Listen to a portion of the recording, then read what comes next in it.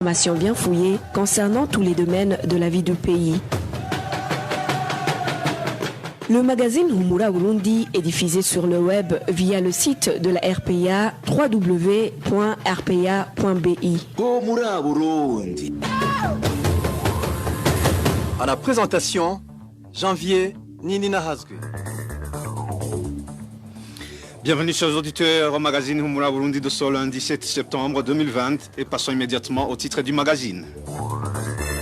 Et vigilant sur les Burundais récemment rapatriés du Rwanda, recommandation émise lors d'une réunion du parti CNDD-FDD tenue en commune Kirundo. 21 nouveaux cas de la Covid-19 au Burundi au cours de la semaine écoulée. Dans ce magazine, on parlera également de la rentrée scolaire édition 2020-2021. Dans quelques instants, le développement des titres. Ingénieur Egide Mnemero assure la mise en onde et Inès Gakiza pour la prise d'image. Encore une fois, bienvenue, page sécuritaire. D'abord, 3 personnes tuées et une autre blessée. Tel est le bilan d'une attaque d'hommes armés perpétrée la nuit de ce dimanche en commune Burambi de la province Rumongue. Selon nos sources, les ménages ciblés étaient ceux des membres du parti au pouvoir, le CNDD-FDD. L'élément sonore n'est pas encore disponible, nous allons y revenir. Un autre groupe de personnes armées a tué la nuit dernière une personne sur la colline Gahouni de la commune Bugarama en province Rumongue. Selon des sources policières sur place, les auteurs ont également volé du bétail chez la victime. Suivre de près les activités et mouvements des Burundais récemment rapatriés en provenance du Rwanda est l'une des décisions qui ont été prises dans une réunion de ce samedi tenue dans la permanence communale du parti CNDD-FDD à Kirundo. Il a également été décidé que tout rapatrié qui tombera en infraction sera automatiquement tué. Le point avec Innocent Valentin Singilangab. Plusieurs réunions ont été organisées au cours de la semaine écoulée dans différentes communes de la province de Kirundo. Ces réunions étaient dirigées par les hauts cadres du parti CNDD-FDD. Selon un des participants à ces réunions, un seul point, à savoir l'étroite surveillance de tous les mouvements des Burundais récemment rapatriés en provenance du Rwanda, était à l'ordre du jour. La RPA a pu s'entretenir avec un des participants de la colline Runyonza qui a participé à la réunion tenue samedi dernier dans les enceintes de la permanence communale du parti CNDD-FDD à Kirundo. Selon son témoignage, la réunion était dirigée par le responsable des Imbonerakure dans cette localité, appuyé par le nouvel administrateur communal. Les Imbonerakure qui ont reçu des entraînements paramilitaires étaient également présents. La réunion était centrée sur les Burundais récemment rapatriés. On nous a demandé de garder à l'esprit qu'avant de fuir, ils avaient accompli de très mauvaises actions, raison pour laquelle il fallait garder un œil sur eux. Ils nous ont fait savoir que si le gouvernement leur a permis de rentrer, c'était pour pouvoir les contrôler et les mater. Une action particulière a été mise sur les rapatriés en provenance du Rwanda. Chaque chef de colline a reçu l'ordre de confectionner une liste de toutes les personnes qui ont été récemment rapatriées afin de faciliter le travail d'enquêter sur ces Burundais. Ils vont être classés dans la catégorie des opposants, communément appelés Ibipinga. Chaque chef de colline doit établir une liste des rapatriés sur sa colline, sans distinction aucune et toute ethnie confondue.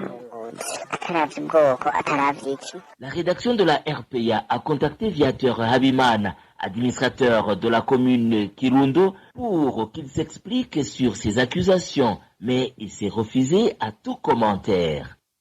C'était un reportage signé Innocent Valentin Singilangabo. 7 personnes ont été assassinées dans différentes localités du pays la semaine écoulée. Parmi les victimes, certaines ont été tuées par des groupes armés, d'autres par des Imbonerakure. Le bilan hebdomadaire de la sécurité avec Emmanuel Ndaishimi.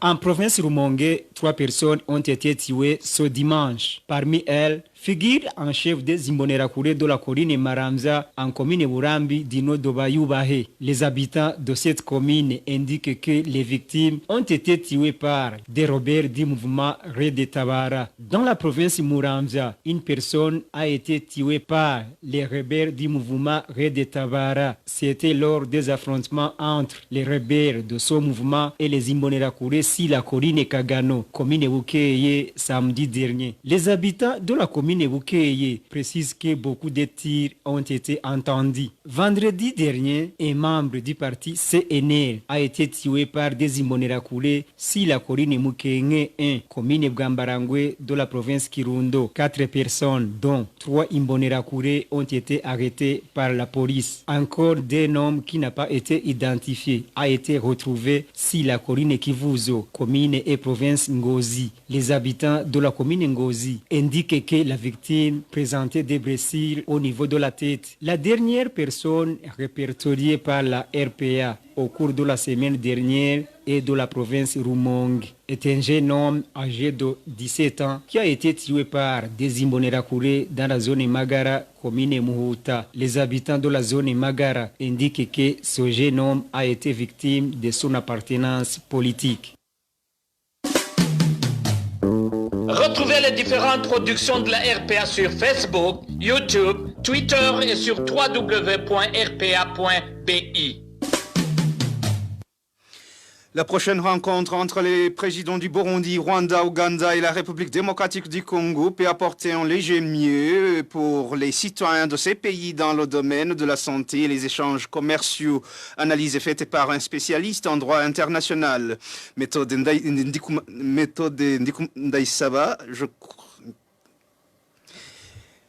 Méthode Ndikumasabo, plutôt la question sécuritaire risque de rester irrésolue car les relations entre ces chefs d'État ne sont pas au beau fixe. Suivez Méthode Ndikumasabo.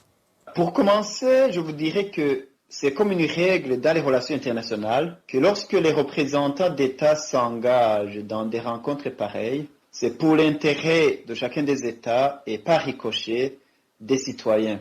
Sauf que comme on le sait, les relations entre la plupart de ces pays ne sont pas bonnes. Pour l'instant, je ne peux donc raisonner que par des hypothèses ou scénarios, si vous voulez bien. Le premier scénario est celui d'une réussite de la rencontre. Dans ce cas, les citoyens de ces différents pays peuvent espérer des retombées positives, évidemment au fil du temps. Et je nuance ainsi car il s'agit d'un processus. Et toujours dans ce scénario, des questions qui seront abordées sont particulièrement intéressantes car elles sont claires, à savoir les échanges commerciaux et la santé. Dans ces domaines, les profits d'une bonne coopération entre les différents États relèvent du concret.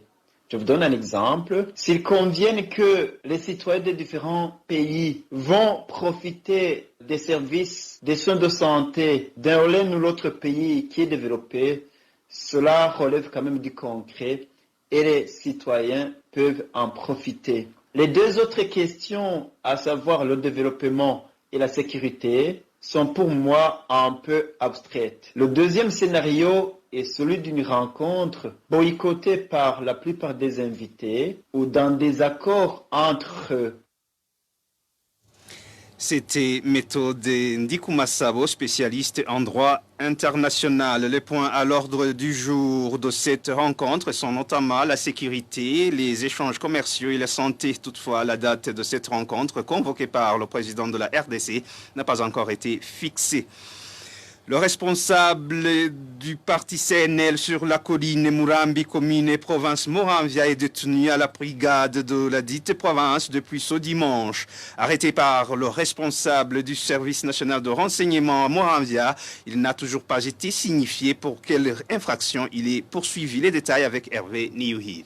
Le responsable du parti CNL sur la colline Murambi est le nommé Alexis Bigirimana. Il est aussi parmi les élus du conseil communal de cette colline. Nos sources sur cette colline indiquent que dimanche dernier, vers 15h, le patron du service national de l'enseignement de la province Muramvia, en compagnie de la police, a trouvé son responsable du parti CNL au centre Mouarazi où il était en train de prendre un verre. Selon les mêmes sources, Alexis a été embarqué à bord du véhicule de son patron du service national de l'enseignement sans être informé de quoi il est accusé, encore moins sans un mandat d'arrêt. Il a alors été conduit au commissariat de police de la province Muramvia où il est détenu. Jusqu'à présent, que ce soit ses amis ou les membres de sa famille, personne n'est au courant du motif de son arrestation. Mais selon les sources concordantes, ces derniers jours, Alexis Bigirimana avait été menacé à plusieurs reprises par les milices Imbonerakure qui lui disaient qu'il ne quitte pas le parti, le CNL, il va le regretter. L'exemple le plus récent est de ce samedi quand un groupe de milices Imbonerakure se sont rendus au domicile d'Alexis Bigirimana et l'ont amené à l'école fondamentale de la colline Murambi. Ces Imbonerakure ont par la suite informé quelqu'un par téléphone qu'ils avaient arrêté Alexis. Ce dernier a crié au secours et ils l'ont relâché. Les membres de sa famille demandent qu'il soit relâché et protégé car il est victime de son appartenance politique. Contacté par la RPA sur cette arrestation d'Alexis Bigirimana, le responsable du service national de l'enseignement de la province Muramvia nous a raccroché au nez après une brève présentation.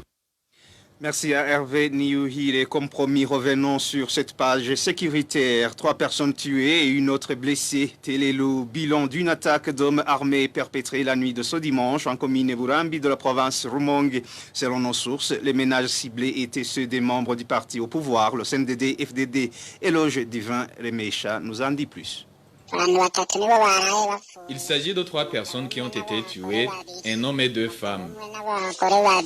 Ces personnes tuées sont le nommé Wayubahe, le chef des Imbonerakure de la sous-colline Gisagazuba, sa femme et la femme du directeur de l'Ecofo Gisagazuba, connu sous le nom de Kugimana, également militant du parti CNDD-FDD. Les informations qui proviennent de la dite sous-colline font savoir que ce groupe armé a mené l'attaque aux environs de 23 heures. Les habitants de Gisagazuba, qui se sont entretenus avec la RPA, ont indiqué qu'au domicile de Wayubahe, ce groupe armé a tué Wayubahe et sa femme, ainsi que leurs 2 vaches. Au domicile de Kubgimana, le groupe armé a tué sa femme ainsi qu'une vache. Kubgimana a pu se sauver en courant et une balle l'a touché au niveau de sa jambe.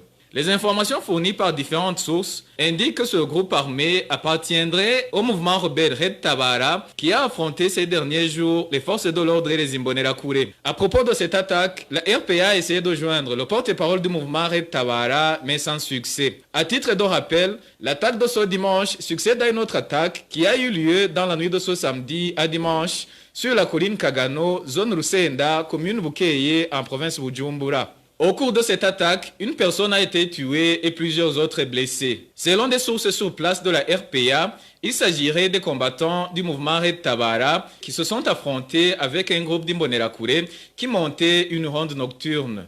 Selon les mêmes sources, un Imbonerakure de la localité a été enlevé par le même groupe rebelle. Ce lundi, des forces de l'ordre ont procédé à des arrestations sur des jeunes d'Ogisagazuba soupçonnés de collaborer avec des mouvements armés. Cet habitant de la localité cite les noms des jeunes arrêtés. 4 personnes viennent d'être arrêtées. Il s'agit d'André, le surnommé Toroshi, Claver et Alexis. Jusqu'à l'heure actuelle, une peur panique règne chez les habitants de la sous-colline Gisagazuba et certains jeunes ont d'ailleurs déjà pris fuite. Les administratifs à la base dans cette localité confirment ces attaques mais indiquent qu'ils en ignorent les auteurs. Quant au porte-parole de la police, de même que celui de l'armée, personne n'a répondu aux appels de la rédaction de la RPA. Merci à Éloge Divin Remesha. Et les habitants de la colline Karagara en commune et province Rumongue accusent le président du parti CNDD-FDD sur cette colline de partialité dans l'octroi de moyens financiers destinés aux chômeurs de cette commune. Ces citoyens demandent au gouvernement de suivre de près cette situation afin que personne ne soit discriminé. Le point avec Nadège Ilakodzi. Job Nizegwe, le président du parti CNDD-FDD sur la colline Karagara de la zone Buruhukiro, en commune Rumongue, est accusé par les citoyens d'écarter ceux qui ne sont pas membres de ce parti dans le projet du gouvernement d'aider les chômeurs à créer des coopératives. Job Nizegwe le fait en organisant des réunions qui discriminent certaines personnes, comme le témoigne ce citoyen. C'est le chef des Imbonerakure qui a enregistré les chômeurs de la colline. Nous avons entendu en vain qu'il nous communique le jour de la réunion afin d'élaborer des projets ainsi que le règlement de notre coopérative. C'est ce samedi 5 septembre que nous avons su que le président du parti CNDD-FDD, Niyidze Ergwejob, a organisé en cachette une réunion dans laquelle il a invité Imbonerakure. Dans cette réunion, Niyidze Ergwejob a dit que les 10 millions destinés à ce projet de chômeurs doivent d'abord passer au sein du parti CNDD-FDD. Puis, il a montré une liste de 8 personnes qui va composer le comité de cette coopérative. Ces citoyens accusent également Job Niyidze Egwe de vouloir soutirer une somme de 10 000 francs aux chômeurs qui veulent s'inscrire dans ce projet. Ces citoyens demandent que le gouvernement suive de près cette situation. Les 20 personnes chômeurs qui restent à se faire inscrire pour que l'effectif de 50 personnes par coopérative soit atteint, il a dit que ces 20 personnes doivent payer 10 000 francs chacune pour s'inscrire sur la liste. Alors, nous voyons que c'est du vol. Nous demandons que le gouvernement nous rende justice car le dit projet a été conçu pour tous sans exception. Contacté au téléphone, Job Niyidze Egwe, président du parti CNDD-FDD sur la colline Karagara, a rejeté en bloc toutes ces accusations. Il a répondu que ce ne sont que des mensonges.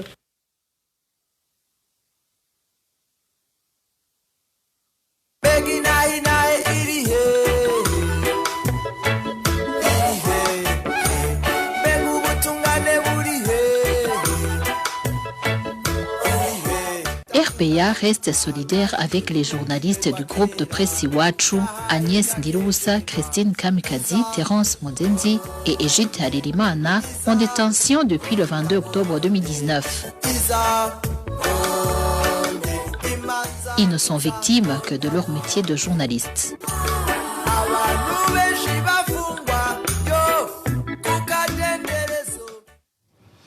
Page santé à présent, 21 nouveaux cas de Covid-19 enregistrés au Burundi durant toute la semaine dernière. Selon le rapport sorti par le ministère de la Santé ce lundi, le total des cas connus au Burundi depuis mars est de 466. 13 sur les 18 provinces sont touchées par cette pandémie. Parmi les 13 provinces, 5 ont au moins 10 cas. En tête vient la province Bujumbura-Mairie, qui, selon le ministère de la Santé publique, a jusqu'ici enregistré elle seule 377 cas de Covid-19. En second lieu vient la province Bujumbura avec 23 cas, puis Ngozi avec 18 cas, Gitega avec 11 cas et en cinquième position se trouve la province Makamba avec 10 cas de malades de Covid-19. Sur ce total de 466, le ministère de la Santé fait savoir que 374 sont déjà guéris. Actuellement, seuls 91 cas sont actifs. Le même ministère ne reconnaît qu'un seul décès dû au coronavirus. Un bilan plus lourd selon la Caritas Burundi.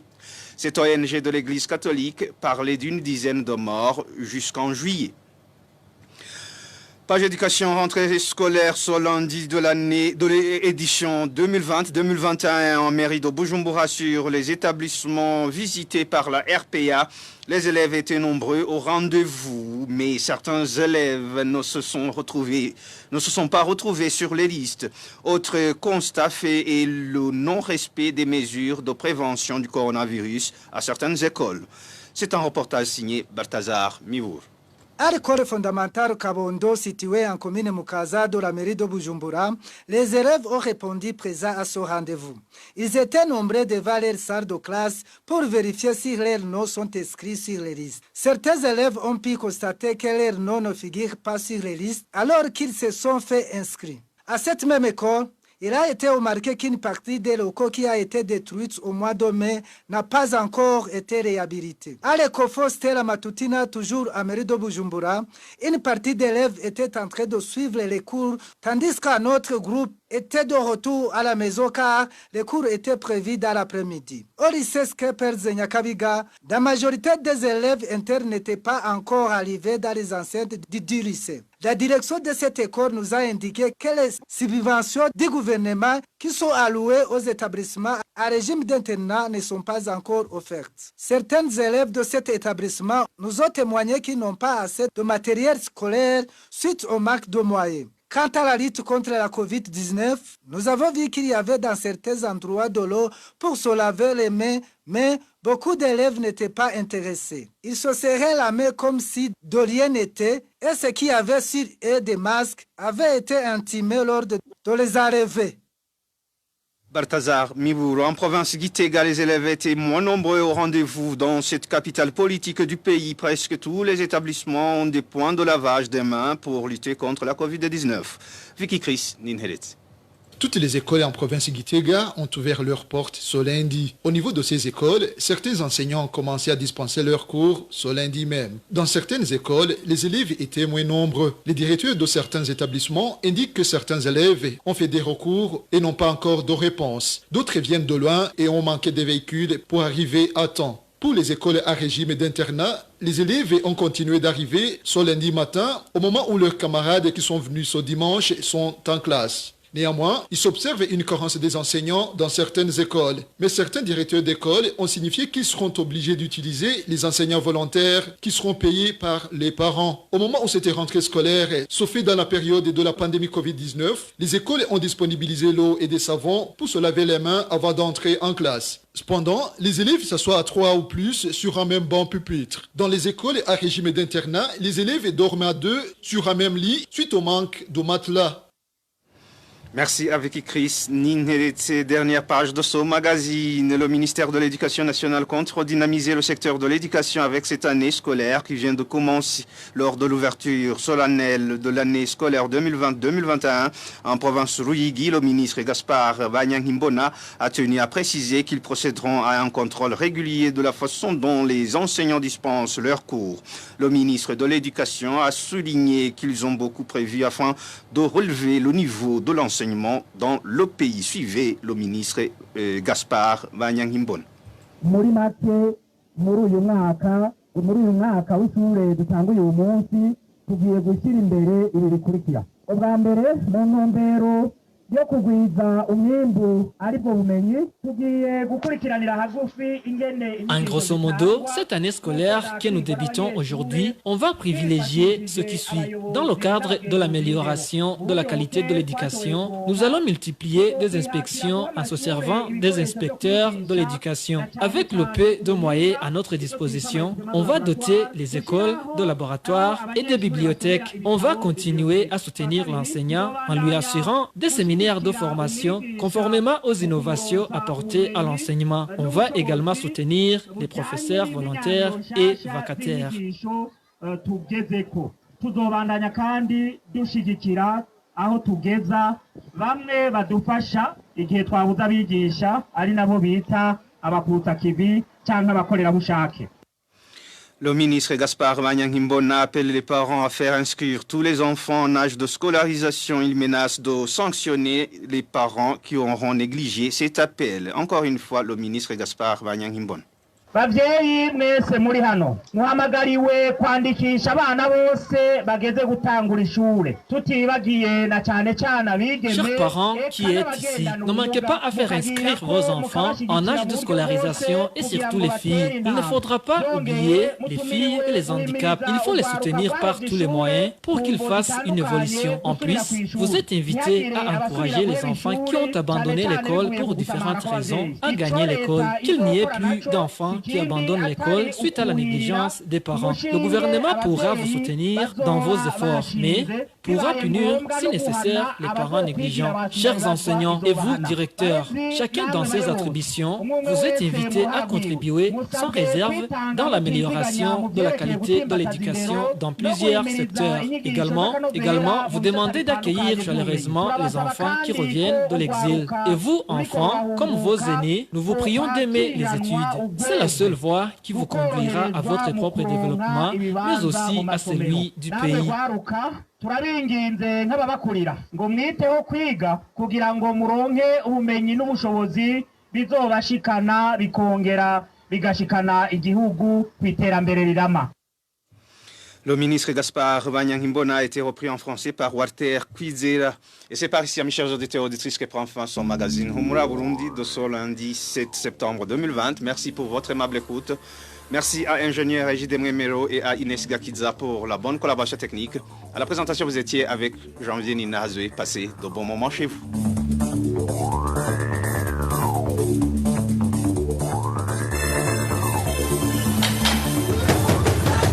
C'était le magazine Humura Burundi. Un magazine campant pour relier les Burundais en exil et ceux toujours au pays à travers une information de qualité.